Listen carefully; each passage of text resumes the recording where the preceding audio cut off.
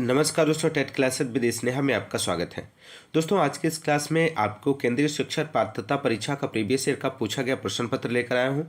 और यह जो प्रश्न पत्र है आपका 10 जनवरी 2022 का है। और इस प्रश्न पत्र के भाग फर्स्ट को देखेंगे, बाल विकास एवं शिक्षा शास्त्र। इसके 30 प्रश्नों को देखने वाले हैं दोस्तों। यहाँ पे दोस्तों, यदि आप हमारे चैनल पर नए हैं तो चैनल को सब्सक्राइब कीजिएगा, लाइक कीजिएगा, शेयर कीजिएगा। दोस्तों आइए शुरू करते हैं क्वेश्चन नंबर 1 से।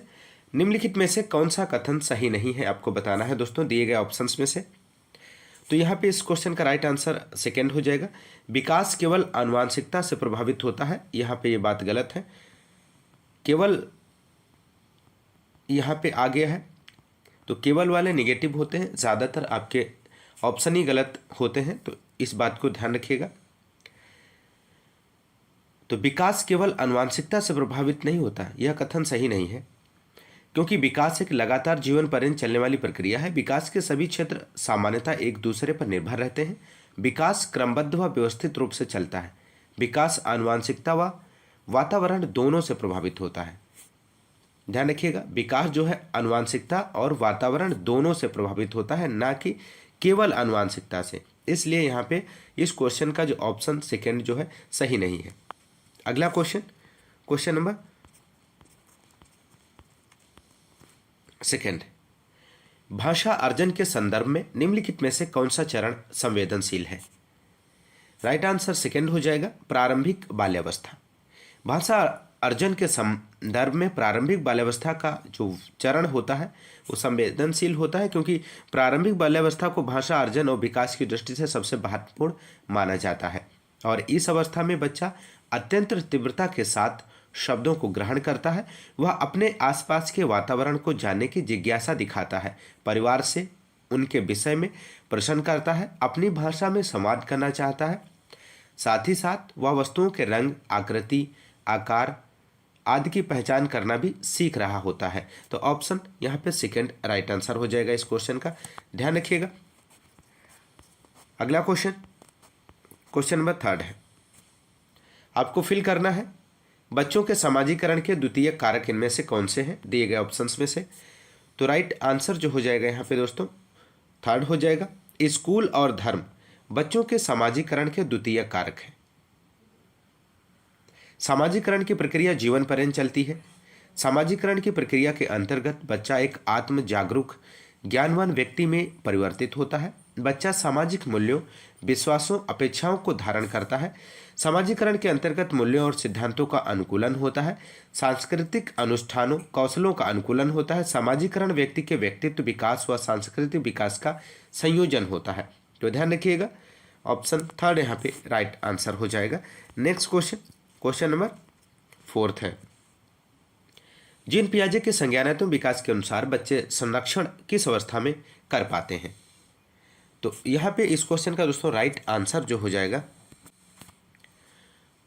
आंसर थर्ड हो जाएगा, मूर्त संक्रियात्मक अवस्था। यहाँ पे राइट आंसर हो जाएगा। जीन पियाजे के संज्ञानात्मक विकास के अनुसार बच्चे संरक्षण मूर्त संक्रियात्मक अवस्था में कर पाते हैं। ध्यान रखिएगा। अगला क्वेश्चन नंबर फिफ्थ है। मूर्त संक्रियात्मक अवस्था के बच्चों को पढ़ाते हुए एक शिक्षक को क्या नहीं करना चाहिए?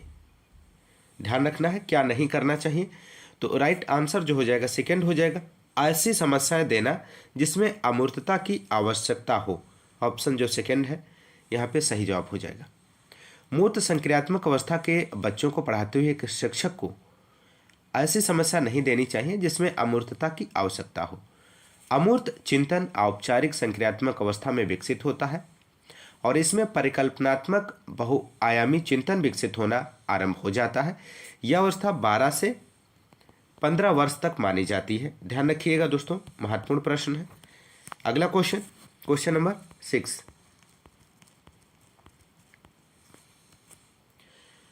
4 से 5 साल की उम्र के बच्चे अक्सर अपने आप से बातचीत करते हैं। लेव वाइगोस्की के अनुसार यह वाक्य क्या है? तो राइट आंसर जो हो जाएगा फोर्थ हो जाएगा, उनको अपनी सोच नियमित करने में मदद करता है। ऑप्शन फोर्थ राइट आंसर हो जाएगा। 4 से 5 साल की उम्र के बच्चे अक्सर अपने आप से बातचीत करते हैं। वाइगोस्की के अनुसार यदि हम बात करें तो बच्चों को अपनी सोच को नियमित करने में सहायता करता है। और निजी भाषा शब्दावली का प्रयोग सर्वप्रथम वाइगोत्स्की द्वारा किया गया था, ध्यान रखिएगा। वाइगोत्स्की के अनुसार निजी भाषा, प्राइवेट स्पीच, भाषा का एक प्रकार है जो बच्चों को बिना किसी संचारी क्रिया के स्वयं के लिए निर्देशित करता है। इसके अंतर्गत बच्चे स्वयं से बात करके अपने कार्यों का निर्देशन करते हैं और स्वयं को निर्देशित करते हैं। और निजी भाषा आत्म व व्यक्तिवाद के विकास में अत्यंत महत्वपूर्ण भूमिका निभाती है। तो ध्यान रखिएगा। अगला क्वेश्चन, क्वेश्चन नंबर 7 है, निम्न में से किसने जोर दिया कि व्यक्तिगत विकास को सामाजिक और सांस्कृतिक संदर्भ के बिना नहीं समझा जा सकता है। तो यहाँ पे दोस्तों इस क्वेश्चन का राइट आंसर हो जाएगा, फर्स्ट हो जाएगा लेव वाइगोत्स्की। लेव वाइगोत्स्की द्वारा सामाजिक और सांस्कृतिक विकास सिद्धांत का प्रतिपादन किया गया है। पहला क्वेश्चन ये ध्यान रखिएगा, अगर ये पूछा जाता सामाजिक और सांस्कृतिक विकास का सिद्धांत किसने प्रतिपादित किया तो लेव वाइगोत्स्की का है। वाइगोत्स्की के अनुसार बच्चों के सर्वांगीण विकास में समाज व संस्कृति के अत्यंत महत्वपूर्ण भूमिका होती है, ध्यान रखिएगा। अगला क्वेश्चन, क्वेश्चन नंबर 8 है, लॉरेंस कोहलबर्ग द्वारा प्रतिपादित नैतिक विकास के किस स्तर पर व्यक्ति यह तर्क देते हैं कि केवल समाज ही तय करता है कि क्या सही है क्या नहीं। तो इस क्वेश्चन का दोस्तों राइट आंसर थर्ड हो जाएगा, अधिकारिता एवं समाज क्रम व्यवस्था अभिविन्यास, यहां पे राइट आंसर हो जाएगा।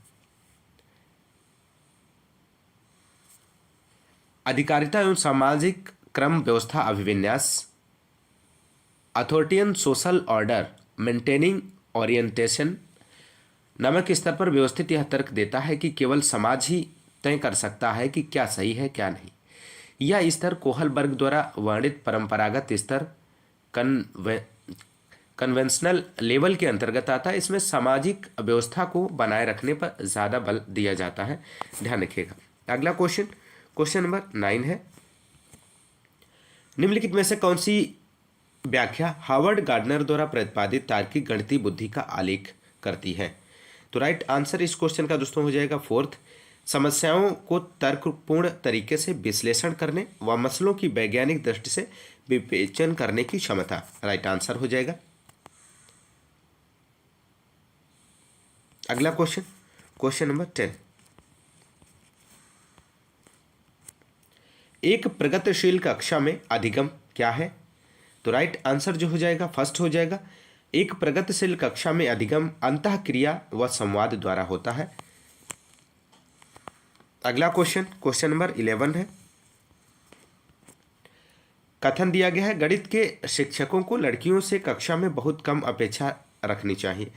तर्क है लड़कियों में गणित को समझने की आनुवंशिक क्षमता नहीं होती, सही विकल्प चुनें। तो यहाँ पे दोस्तों आपको सही विकल्प का चयन करना है।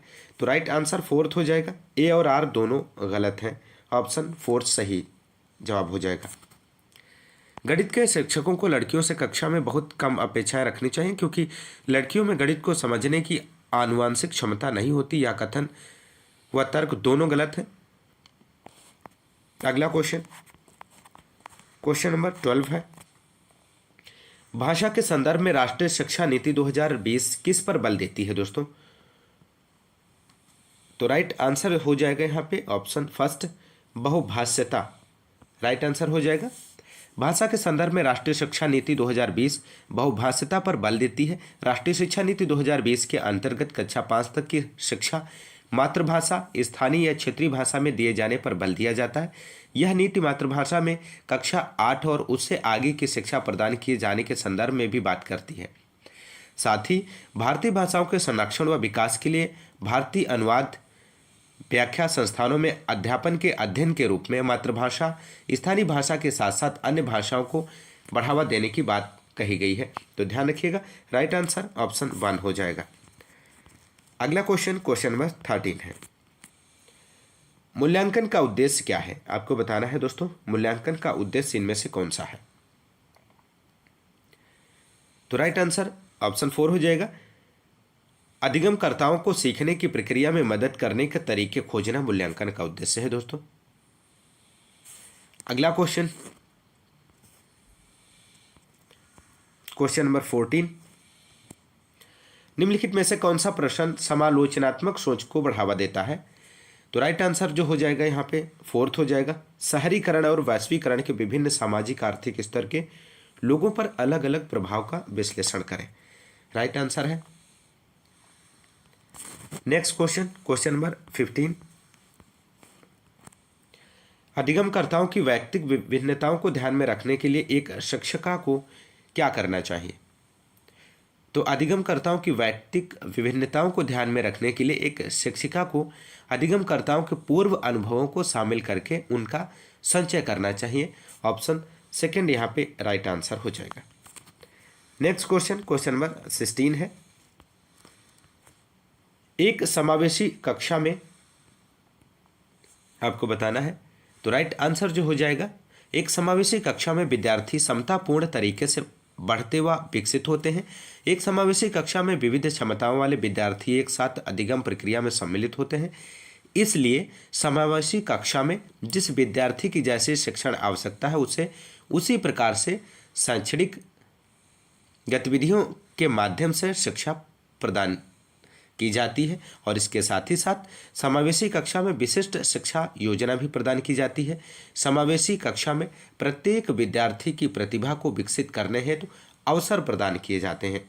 तो इसलिए यहाँ पे समावेशी कक्षा जो होती है महत्वपूर्ण हो जाती है। ऑप्शन सेकंड यहाँ पे राइट आंसर हो जाएगा।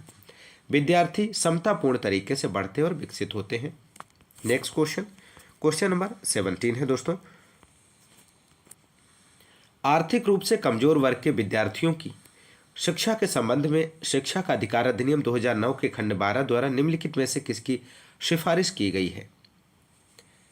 तो यहाँ पे इस क्वेश्चन का दोस्तों राइट आंसर हो जाएगा, सेकंड हो जाएगा, निजी विद्यालयों में आरक्षण।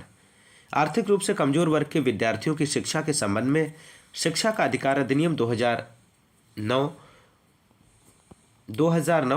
खंड 12 के द्वारा निजी विद्यालयों में आरक्षण की सिफारिश की गई है। ध्यान रखिएगा, खंड 12 है। अगला क्वेश्चन, क्वेश्चन नंबर 18 है, निम्नलिखित में से कौन सी अधिगम अक्षमता गणितीय गणना करने की क्षमता के सीधे प्रभावित करती है?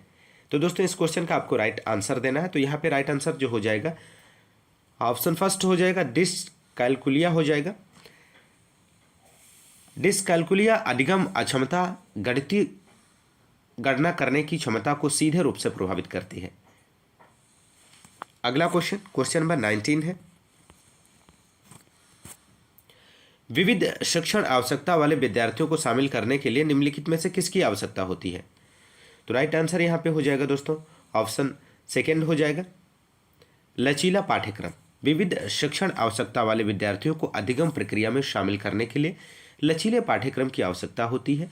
एक ऐसा पाठ्यक्रम जिसे विविध शिक्षण आवश्यकताओं के अनुरूप परिवर्तित किया जा सके। अगला क्वेश्चन, क्वेश्चन नंबर 20 है, प्रतिभाशाली विद्यार्थियों की आवश्यकताओं को पूरा करने के लिए निम्नलिखित में से कौन सी एक प्रभावी रणनीति है?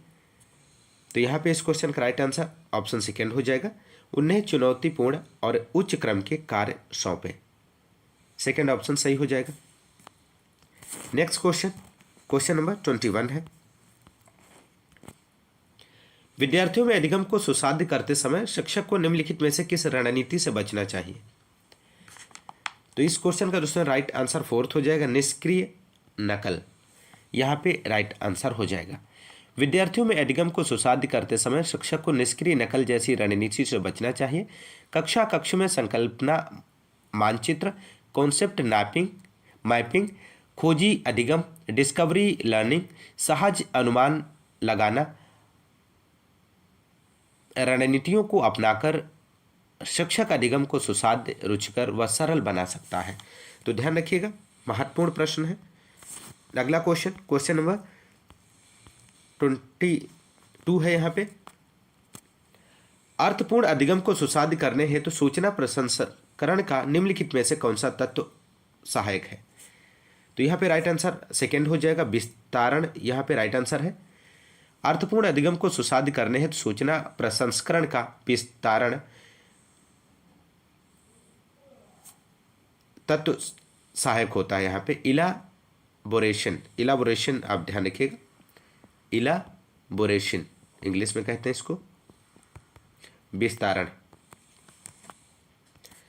अगला क्वेश्चन नंबर 23। एक नया विषय पढ़ाना शुरू करने से पहले एक शिक्षक के लिए यह जानना महत्वपूर्ण है। पहला दिया गया है बच्चे पहले से क्या जानते हैं। सेकंड दिया गया सामान्य भ्रांतियां हैं। थर्ड है विषय सीखने के लिए पूर्वापेक्षाएं। फोर्थ है विद्यार्थियों की पसंदीदा अधिगम शैली। तो यहाँ पे आपको दोस्तों राइट आंसर देना है। तो सही जवाब हो जाएगा यहाँ पे फोर्थ हो जाएगा। इन सभी को ध्यान में रखना होता है। एक नया विषय पढ़ाना शुरू करने से पहले एक शिक्षक को यह जानना आवश्यक है कि विद्यार्थी पहले से क्या जानते हैं और उनमें विषय संबंधित क्या सामान्य भ्रांतियां विद्यमान है। विषय सीखने की उनकी अपेक्षाएं क्या है। साथ ही शिक्षक को इस बात का ज्ञान होना चाहिए कि विद्यार्थियों की पसंदीदा अधिगम शैली क्या है, अर्थात हम कह सकते हैं कि वह किस शैक्षणिक गतिविधि के माध्यम से सक्रिय रूप से कक्ष अधिगम प्रक्रिया में शामिल होते हैं। तो यहाँ पे सभी ऑप्शंस जो हैं राइट आंसर हो जाएंगे। इन सभी बातों का ध्यान रखना होता है एक शिक्षक को। अगला क्वेश्चन नंबर 24। सीखने के लिए संरचनात्मक उपागम के द्वारा निम्नलिखित में से किसे बढ़ावा दिया जाता है। तो राइट आंसर सेकंड हो जाएगा, पूछताछ आधारित शिक्षा। सीखने के लिए संरचनात्मक उपागम के द्वारा पूछताछ आधारित शिक्षा इंक्वायरी बेस्ड लर्निंग को बढ़ावा दिया जाता है। ध्यान रखिएगा सेकंड ऑप्शन राइट आंसर हो जाएगा। अगला क्वेश्चन नंबर 25 है। एक शिक्षिका विद्यार्थियों से उनकी स्वयं की चिंतन प्रक्रियाओं के बारे में सोचने के लिए कह रही है। वह विद्यार्थियों के बीच किस तरह के कौशल विकसित करने पर ध्यान केंद्रित कर रही है। तो राइट आंसर सेकंड हो जाएगा, अधिसंज्ञानात्मक। एक शिक्षिका विद्यार्थियों से उनकी स्वयं की चिंतन प्रक्रियाओं के बारे में सोचने के लिए कहती है। वह विद्यार्थियों के मध्य अधिसंज्ञानात्मक मेटाकॉग्निटिव के कौशल को विकसित करने पर ध्यान केंद्रित कर रही है। अधिगम संज्ञानात्मक नामक पद का सृजन जॉन फ्लेवेल्स द्वारा किया गया। अधिसंज्ञान से अभिप्राय संज्ञानात्मक परिघटनाओं के बारे में संज्ञान से लिया जाता है। सरल शब्दों में इसका अर्थ जानने के बारे में जानने से है, नोविंग अबाउट नोविंग। ध्यान रखिएगा। अगला क्वेश्चन नंबर 26। अक्षरों की एक लंबी श्रृंखला को यादगार और सार्थक भागों में समूहित करके याद रखने की रणनीति क्या कहलाती है। तो यहाँ पे इस क्वेश्चन का राइट आंसर सेकंड हो जाएगा, खंडीकरण कहलाती है। अक्षरों की एक लंबी श्रृंखला को यादगार और सार्थक भागों में सामूहिक करके याद रखने की रणनीति खंडीकरण कहलाती है। खंडीकरण की प्रक्रिया के अंतर्गत सूचना को छोटे छोटे भागों में इकाइयों में तोड़कर पुनः एक सार्थक समूह में सामूहिक करके प्रस्तुत किया जाता है। और खंडीकरण विधि का उपयोग अल्पकालिक प्रतिधारण को बेहतर बनाने के संबंध में किया जाता है। ध्यान रखिएगा। अगला क्वेश्चन नंबर 27। नए स्पष्टीकरण तैयार करना। लक्ष्य प्राप्त करने के लिए पहले सीखे गए नियमों के सरल अनुप्रयोग से परे जाना और परिणामों का मूल्यांकन करना निम्नलिखित में से किसके महत्वपूर्ण भाग हैं। तो थर्ड यहाँ पे राइट आंसर हो जाएगा, समस्या समाधान। नए स्पष्टीकरण तैयार करना, लक्ष्य प्राप्त करने के लिए पहले सीखे गए नियमों को सरल अनुप्रयोग से परे जाना और परिणामों का मूल्यांकन करना समस्या समाधान प्रॉब्लम सॉल्विंग के महत्वपूर्ण भाग हैं दोस्तों। ध्यान रखिएगा। थर्ड ऑप्शन यहाँ पे राइट आंसर हो जाएगा। नेक्स्ट क्वेश्चन नंबर 28 है। अभिकथन ए दिया गया है, शिक्षकों को किसी संप्रत्यय से संबंधित विद्यार्थियों द्वारा ग्रहण भ्रांतियों और वैकल्पिक अवधारणाओं की उपेक्षा करनी चाहिए। कारण आर दिया गया, भ्रांतियां अत्यंत गलत होती हैं और तर्कहीन चिंतन प्रक्रिया दर्शाती हैं। सही विकल्प चुने। तो यहाँ पे इस क्वेश्चन का राइट आंसर जो हो जाएगा दोस्तों, फोर्थ ऑप्शन हो जाएगा। ए और आर दोनों गलत हैं। शिक्षकों को किसी संप्रत्यय से संबंधित विद्यार्थियों द्वारा ग्रहण भ्रांतियों और वैकल्पिक अवधारणाओं की अपेक्षा नहीं करनी चाहिए, अपितु उन भ्रांतियों और वैकल्पिक अवधारणाओं को सुनकर उन्हें दूर करने का प्रयास करना चाहिए या उन भ्रांतियों से संबंधित विषय से जोड़कर सही करना चाहिए, क्योंकि सभी भ्रांतियां पूर्णतः गलत या तर्कहीन नहीं होती और न ही तर्कहीन चिंतन प्रक्रिया को प्रदर्शित करती हैं। इसलिए अभिकथन ए और आर दोनों गलत हैं। ऑप्शन 4 यहाँ पे राइट आंसर हो जाएगा।